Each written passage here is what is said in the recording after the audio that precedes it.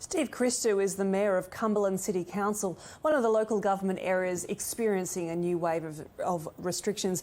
Good evening, Steve. Tough day for you. Good evening. It has been a tough day, but we're trying to do our best to get through this. All right, so let's start. When were you actually told that Cumberland would be added to the councils with these tough restrictions? At the 11 o'clock briefing today. Oh, wow. Is one more. Yeah. And so that must have come as quite a shock. What was the reaction from those in the office and your community? Well, obviously, myself and the executive team were watching the Premier's briefing, and we scrambled together as we do every day, and we quickly had to assess the situation and how we're going to help our community. Quite frankly, our community is disgusted. We've been in virtual lockdown now for 4 weeks. Our community has been doing the right thing. We are a vulnerable community and a most needy community in Western Sydney. And I might interrupt you there, sorry, just quickly, Steve. We are a national program here. Give us a sense of who lives in Cumberland, what type of jobs they do. Yeah, absolutely. We have various ethnic communities. We are the second most diverse community in New South Wales. They're labourers, they're bricklayers, they're retail, shop assistants, medical assistants. We have a diverse range of workers and people. And they're low socio-paid people, low wages that need to work. So when you say you're disgusted, you're angry you weren't told, or you're angry that you're in this situation in the first place?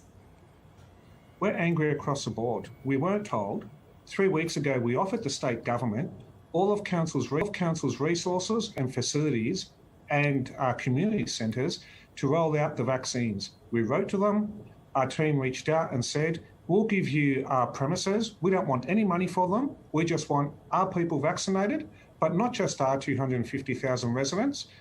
We want neighbouring suburbs and neighbouring councils vaccinated as well. And we hear nothing back from the state government for 3 weeks now until this morning's lockdown. Now they're planning a vaccine hub like we suggested to them 3 weeks ago. Quite frankly, that's not good enough.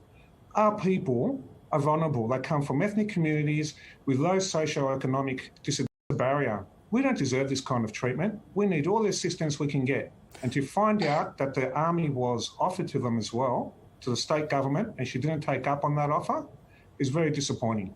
So you would have liked the army on the streets?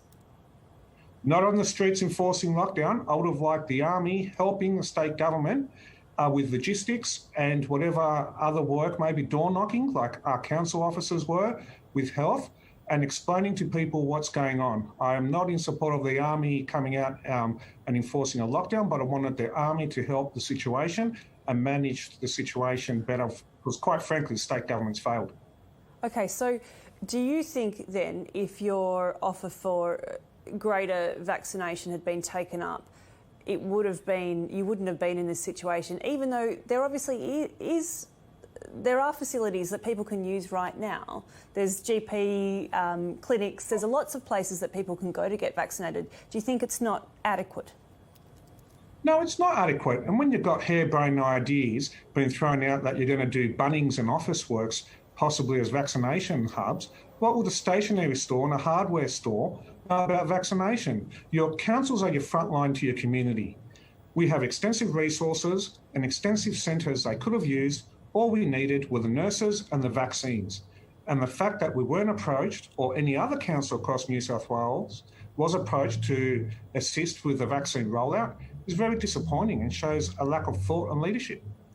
So how do you think your community is going to deal with these restrictions, which, as I understand it, is that only a very, very small group of people, essential workers, can leave for work? What does that mean for the bulk of people in Cumberland City Council? It's tough. It's going to be very tough. Our people aren't wealthy people when they can just sit back and take a few weeks off work. A lot of other residents live week to week. They'd be lucky to have 2 weeks worth of savings without having to go to work in their bank accounts. I get calls every day. Council's inundated with calls every day that says, this has ruined our lives. We can't afford to pay our rent anymore. We can't afford to keep up our mortgage payments. My business is about to shut.